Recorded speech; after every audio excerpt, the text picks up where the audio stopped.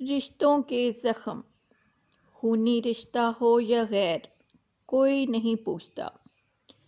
اس لیے توقع مت رکھیں، یہ دنیا ایسی ہی ہے۔ یہاں مطلب ہوتا ہے دنیا کھنچی ہوئی وہاں جاتی ہے۔ اگر ابھی تک آپ نے یوٹیوب پر سبسکرائب نہیں کیا ہے تو ابھی سبسکرائب کریں۔ شادی کی تقریب میں ایک پرانی جاننے والی خاتون ملی، اس سے الیک سلیک ہوئی اور میں اس کے قریب ہی بیٹھ گئی۔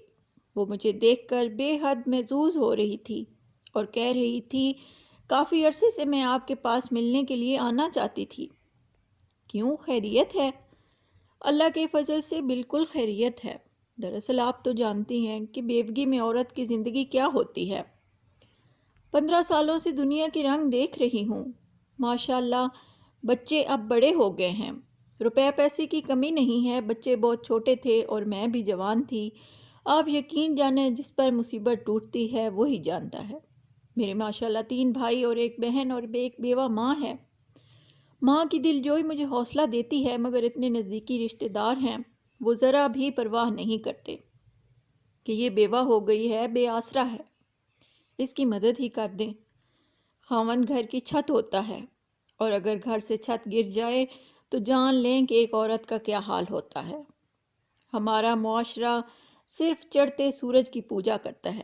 میں نے بچوں کی خاطر دوسری شادی نہیں کی، ایک لحاظ سے اچھا ہی کیا ہے، ورنہ آج میرے بچے ماشاءاللہ پڑھ لکھ کر اچھے عہدوں پر فائز نہ ہو سکتے۔ ایک بیٹا ہے اور ایک بیٹی ہے، اب ان کی شادیوں کا وقت آ گیا ہے۔ جب میں بہت پریشان تھی اور چاہتی تھی کہ میرے بہن بھائی میری مدد کریں، مگر مدد تو ایک طرف، وہ کبھی کبھی غیروں کی طرح مجھ سے ملتے تھے۔ آج جب بچے بڑے ہو گئے ہیں، میرا بیٹا سب کام بخوبی سنبھال رہا ہے، تو وہ گاہے بگاہے حال چال پوچھ لیتے ہیں۔ آپ کے پاس گھر ہو، آسائشیں بھی ہوں، تو میں کہوں گی وہ آسائشیں آپ کے دکھوں کو کم نہیں کر سکتی۔ دکھ انسان کو خود ہی جھیلنے پڑتے ہیں۔ میں نے اس کی گفتگو سنی تو جواب دیا، خدا کا شکر ادا کریں، ساری آسائشیں موجود تھیں۔ اگر آپ کے پاس زندگی گزارنے کا کوئی ذریعہ نہ ہوتا تو آپ اندازہ نہیں کر سکتی کہ آپ کو کتنی مشکلات کا سامنا کرنا پڑتا۔ ابھی تو سب کچھ موجود ہے آپ کے پاس، تو آپ کے بہن بھائی آپ کے چھوٹے موٹے کام تک نہیں کرتے۔ اگر آپ کے پاس روزی کا ذریعہ بھی نہ ہوتا تو میں وثوق سے آپ کو یہ کہتی ہوں کہ اس دور میں کوئی بھی آپ کی مدد نہ کرتا، کسی نے آپ کی مالی مدد نہیں کرنی تھی۔ ابھی تو ان کو معلوم ہے کہ آپ کو کسی قسم کی ضرورت نہیں ہے، اور وہ سلام دعا اچھے طریقے سے کر لیتے ہیں، ورنہ آپ کی تو زندگی اجیرن ہو جانی تھی۔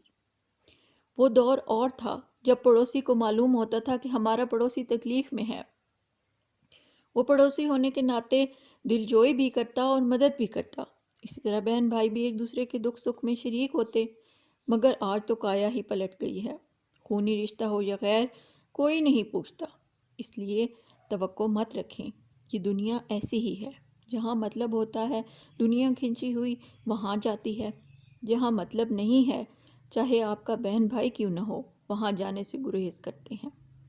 لیکن ایک بات ضرور کہوں گی، بے شک غرض کی دنیا ہے، مگر ابھی بھی ہمارے معاشرے میں لوگوں کے پاس اعلیٰ ظرف اور وزرداری ہے۔